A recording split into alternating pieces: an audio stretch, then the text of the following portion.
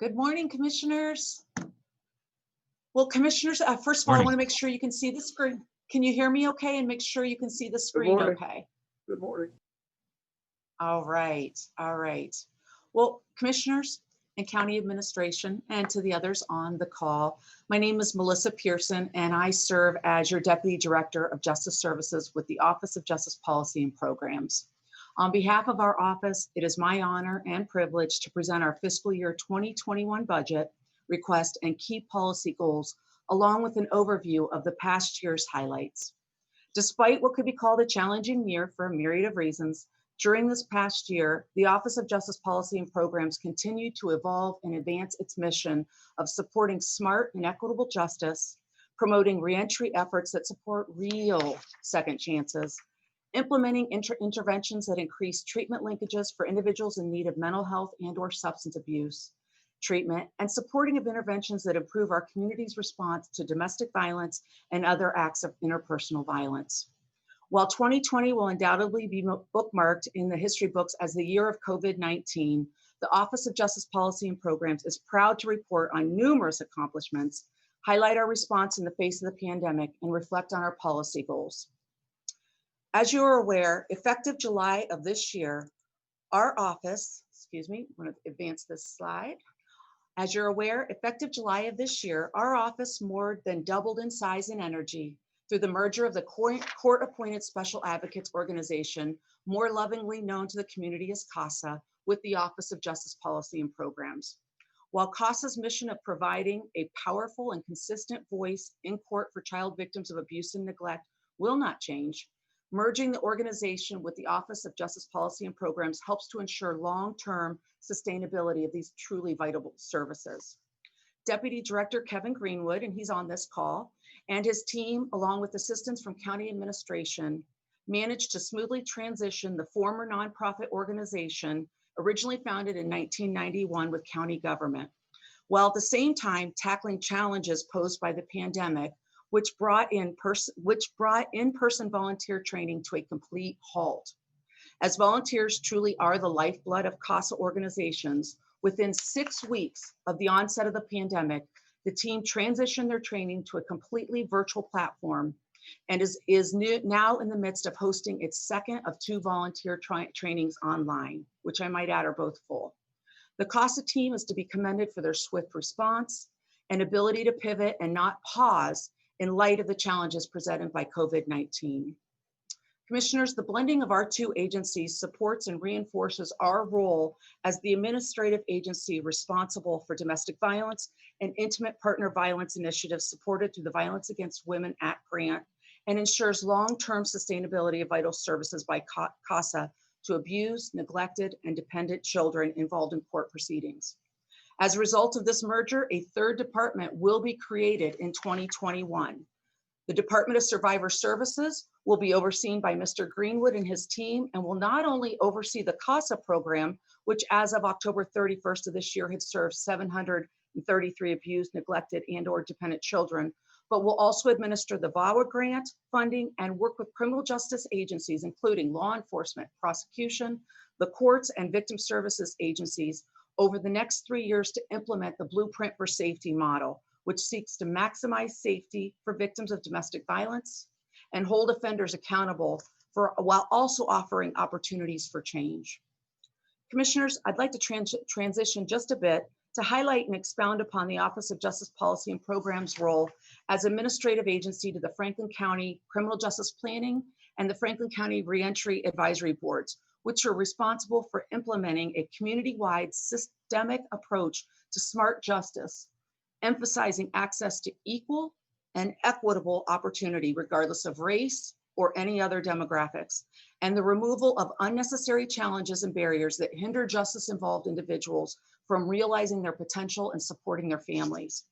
In our role as staff to these commissioner-appointed boards, we research and support system-wide planning and oversight, identify training and technical assistance needs, and direct the efficient and effective application of funds to deliver public safety, economic development, and social justice impact to justice-involved residents. While our office did lose the tenured leadership of our former reentry coordinator, Ms. Kristen Palmore, the position has been capably filled by Mr. Johnny Turner, an equitably talented and consummate champion for the justice-involved population. This year, I am proud to report we successfully expanded our nationally recognized Pathways to Healthy Living program by launching the male counterpart, which has already served 81 male justice-involved males this year, despite a delayed launch from March to May, and the need to alter the program model as a result of the pandemic. To date, both the female and male Pathways programs have served a combined total of 429 justice-involved individuals, and despite COVID, have continued to provide critical supportive services to those with a diagnosis of mental health and/or a co-occurring disorder and a reoccurring history of justice involvement. By pivoting our program model to focus more heavily on post-release services, we've been able to keep our staff and clients safe through the adoption of weekly virtual support groups, small group support groups offered throughout the week, non-contact visits at the jail, the use of front yard wellness checks, and an emphasis on other communication platforms to maintain consistent and robust communication with our clients. We are even, you'll love this, introducing some of our younger staff to the lost art of letter writing, because some of them have not done that before. Commissioners, our efforts to ensure continuity of care and support despite the pandemic was highlighted nationally by the Bureau of Justice Assistance through a webinar facilitated by our staff in June of this year. And commissioners, I think this is as good a time as any to share with you, along with my team, who I believe are all on this call, and I hope they're listening, drum roll please, as I've kept this very close to the chest for quite some time, waiting for just this moment, of our selection by the National Sheriff's Association to feature the Pathways program as a national model for replication, which will translate into a comprehensive toolkit being developed to assist jurisdictions across the country in implementing a similar program in their local jails. Commissioners, I can't emphasize how proud I am of this recognition.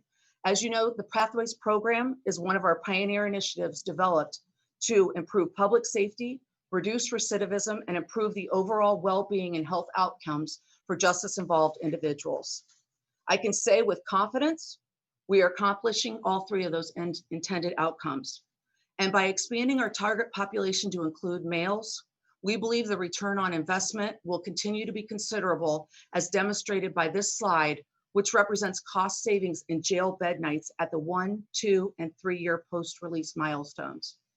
As you can see, data collection and analysis to measure our efforts and impact is a hallmark of the Pathways program, and I believe is one of the many reasons the COPS Office and National Sheriff's Association selected Pathways for this very distinguished designation. But the real reason, commissioners, truly the secret sauce behind the Pathways model is the dedicated staff, which includes Dr. Patrice Palmer, Marcia White, Morgan Brown, Kiana Potter, Wendy Adcock, Ryan Newsom, Malika Brown, and Roger Chapman. Commissioners, these incredibly talented, dedicated, and passionate individuals understand programs don't help people, relationships help people. While the direct service work provided by our team is integral, I can't emphasize enough the administrative requirements of operating a program that has now served over 429 individuals and relies on the leveraging of multiple overlapping old and new grant programs, and an infrastructure that demands and emphasizes data collection and continuous monitoring of quality assurance standards, all of which are overseen by our mighty grants administration and research team made up of Ms. Caitlin Looney, Ms. Courtney Benner, and Mr. Zach Ruppel. This team has dedicated literally countless hours to researching best practices and have laid a foundation that enables and ensures our results can be measured with reliability and validity. The continuation of an expansion of our reentry efforts aligns with the Commissioner's recent inclusion of racial equity as a core principle, along with Franklin County's commitment to the action steps as proposed within the Rise Together Blueprint for Reducing Poverty Initiative. Commissioners, the pandemic has altered the way the criminal justice system does business. And for the most part, this has translated to a reduction in the number of nonviolent individuals transported and booked into our jail, a reduction in jail bed days while awaiting court hearings, and an increased interest and reliance on diversion alternatives emphasizing treatment and community supervision. As you can see from this slide, the jail population dipped from 1,960 inmates to 1,346 in a matter of weeks, proving it can be done.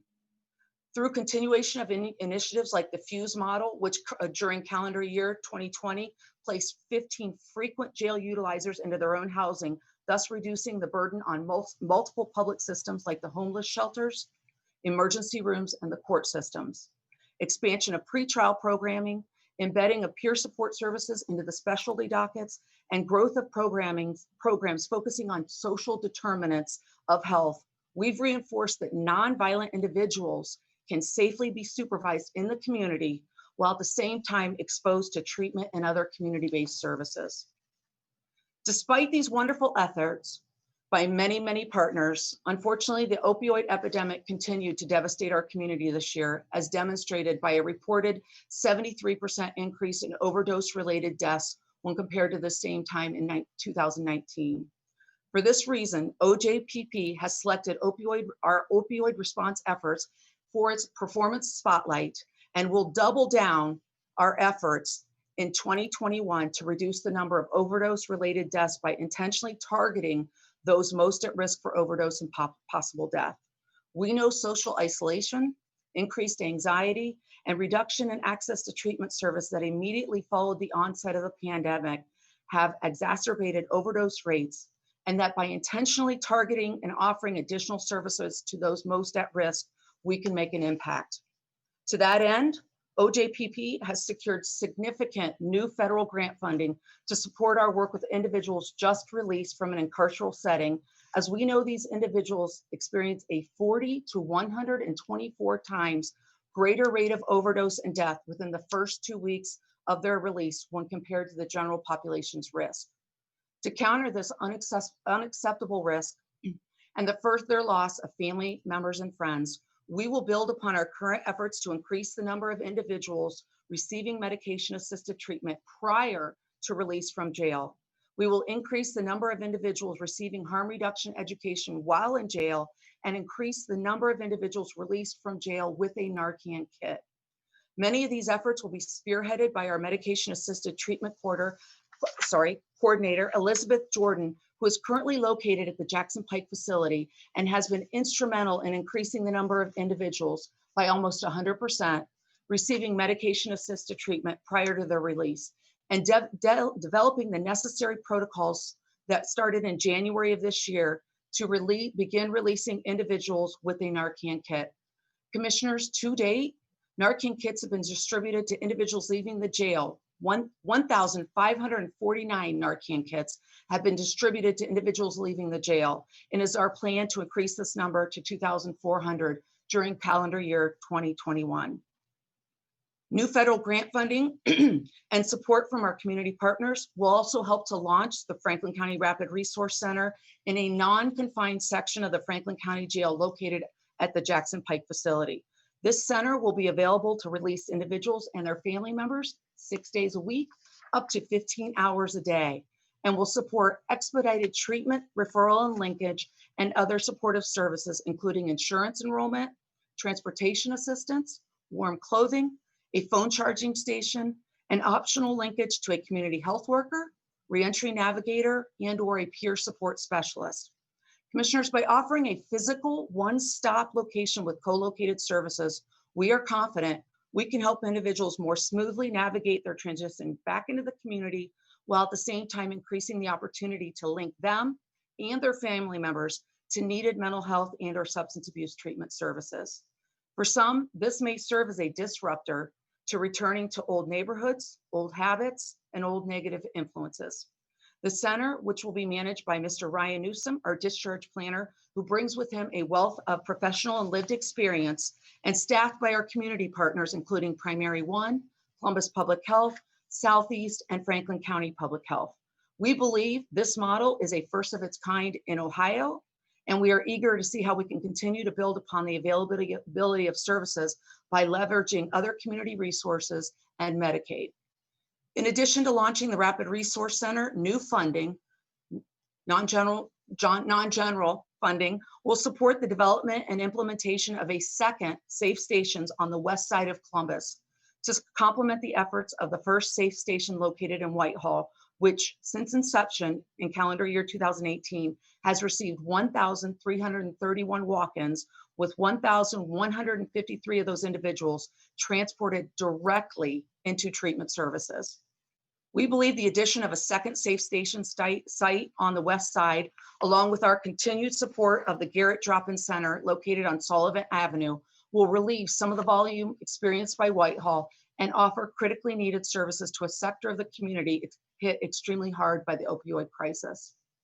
In addition to funding these new and continuation efforts to combat the opioid epidemic, OJPP staff will continue to play a strong role in the Columbus and Franklin County addiction planning efforts, serving as chairs for a variety of related committees. We'll continue providing necessary research as it relates to the impact of the epidemic on our jail and justice-involved populations, and continue to serve as a member on the Coroner's Overdose Fatality Review. Recognizing the needs of our community exceed that of formula justice funding dispersed by the federal government to Central Ohio, our office has aggressively sought out and applied for multiple new streams of discretionary state and federal grant funding to offset costs of many of the initiatives I've discussed thus far. Since evolution of this unit in 2017, from the Franklin County Office of Homeland Security and Justice Programs to the Franklin County Office of Justice Policy and Programs, we have secured close to $9 million in new state and federal discretionary grant funding. As you can see from this slide, our office will administer 16 separate and unique block and discretionary grant programs in calendar year 2021. This figure represents a 129% increase when compared to the number of grant programs administered in calendar year 2017.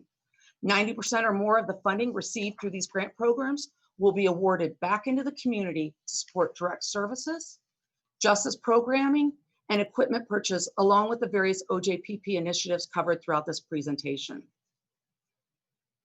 Our calendar year 2021 requested budget has increased proportionally to the addition of the CASA team, which expands our staffing from 10 to 23.75 full-time equivalents, and the addition of new grant funding totaling over $4.5 million per this slide. I can't look at this slide without taking a moment to thank our Finance Administrator, Norma Meistes-Krapp, for her steadfast approach and positive spirit through all of the budgetary changes and updates thrown her way this year, along with LaGreta Holloway, our OMB analyst, who is forever patient and supportive, no matter how many times we call her on speed dial. It's important to point out that the 2021 recommended budget total does not yet include the addition of 2 newly awarded federal grants totaling $2.2 million, which will increase our overall non-general fund budget request while reducing the general fund subsidy request to 16%. Commissioners, our operation remains lean and efficient, relying only on the general fund support to cover a portion of staff salaries and benefits not covered through federal grants and a few minor non-grant negligible expenses. In closing, Commissioners, you have challenged the board's agencies to embrace smart, thoughtful justice with a steady and resolute focus on pursuing solutions that support racial equity, inclusion, diversity, and equality of opportunity.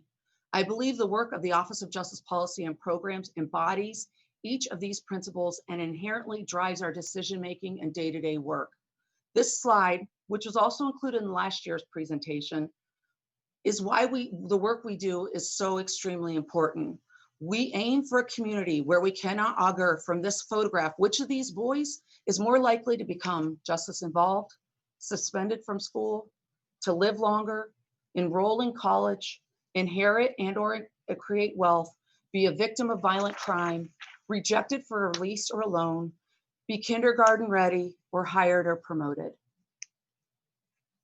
While this past year has presented its fair share of challenges, our office has remained resilient and committed to its overarching vision and mission, which would not have been possible without the unwavering commitment of our staff and support from County Administrator Ken Wilson, all the Deputy County Administrators, Clerk Dean Hindenlang, and the entire OMB team.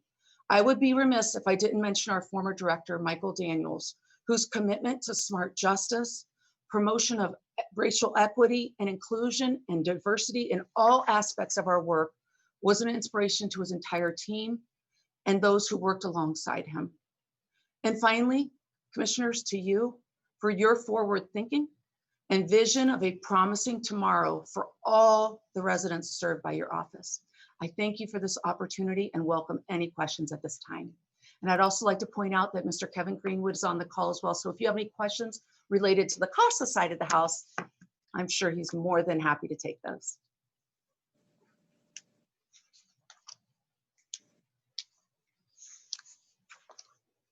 Wow.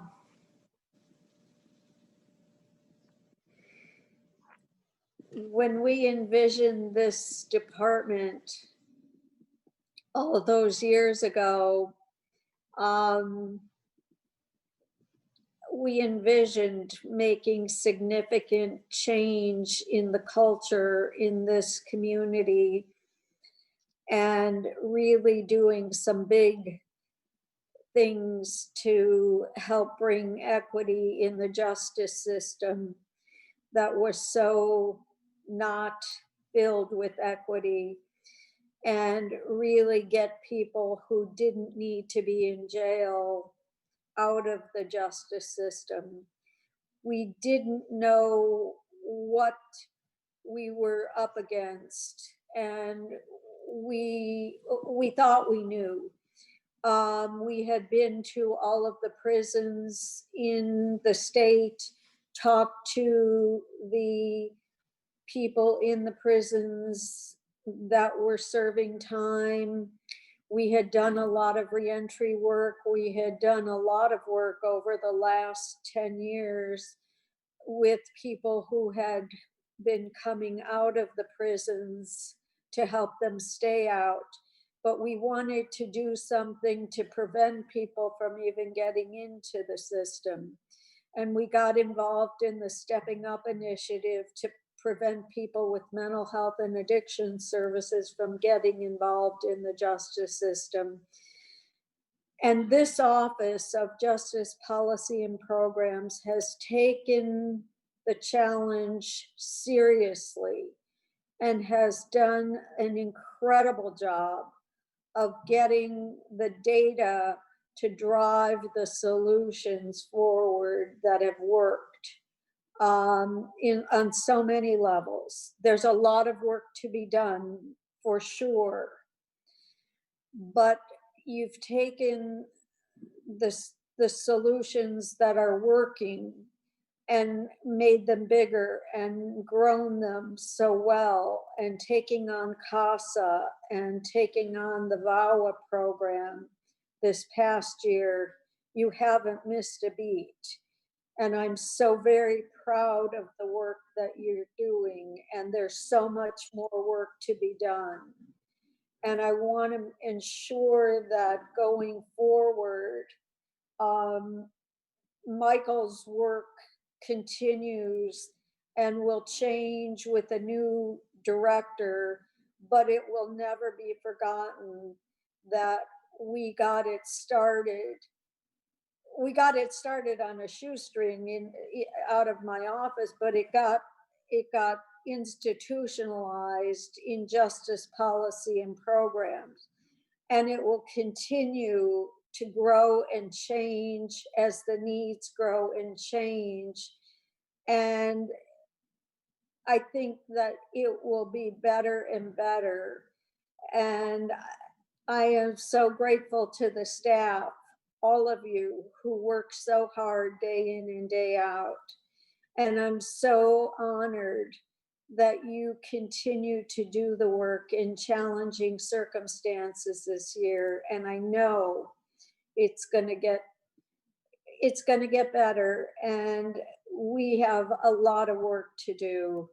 And I thank you for your continuing and unwavering dedication to equity, to the data, and to our residents and their families. Thank you, Commissioner. I thank you on behalf of our entire staff. Your support, this all started in your office. We can't forget that. And we will continue the work that Michael laid the groundwork for. That's a pledge.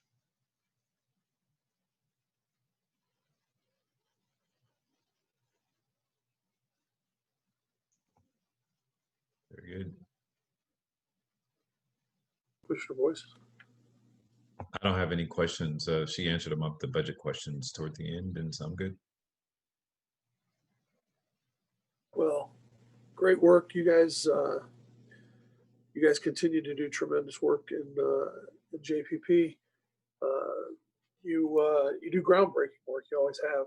And Franklin County has received a tremendous reputation throughout the state, and throughout the country for the work that JPP does. And I'm sure that moving forward into the future, we will continue to do that. The staff there does fantastic things, and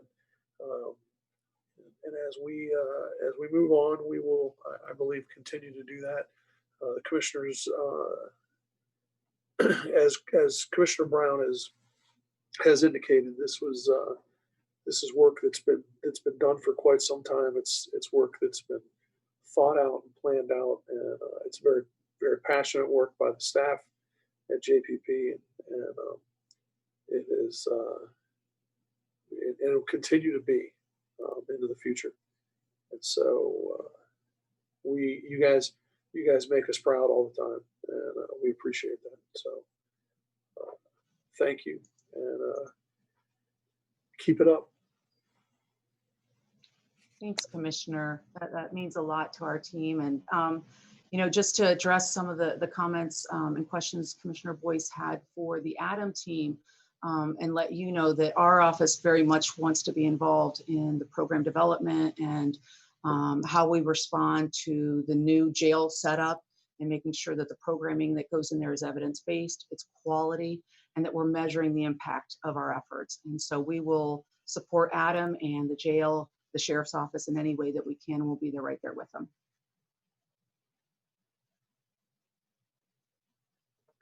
Great. That's good. That's good stuff. Well, we will, 2021, 2022 were great years. And so we look forward to it. So thanks, guys. Thank you, Commissioner O'Grady. Well, thank you for your time, and I hope the rest of the hearings go well and everyone stays healthy and safe. Thank you. Thank you.